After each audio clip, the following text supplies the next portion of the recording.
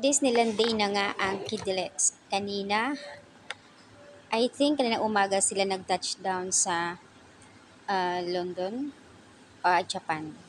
Another magical moment, kaya enjoy your day, Kidelex. Sige lang, okay lang kahit wala kayo updates. Gets na namin yun. Gusto lang talaga ninyo ng privacy.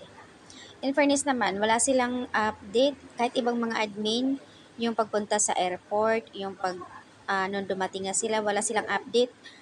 May ilan-ilan lang na post nila, yung dalawa lang sila nasa loob ng aeroplano, and then IG story ni Kidi na something building. So baka sa ibang mga admin or sa ibang account nakapost sila, pero mismo sa kanila wala silang update kung ano ang ganap na habang sila ay nasa Japan.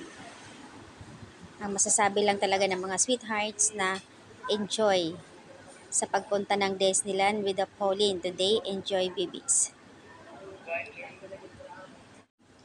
Samantala, nag-trending naman si Alexa na kahit hindi nila pinakita ang ganap kung nasaan sila, sabi nga nila baka gusto nila ng private kaya ayaw nila mag-post ng mag-post.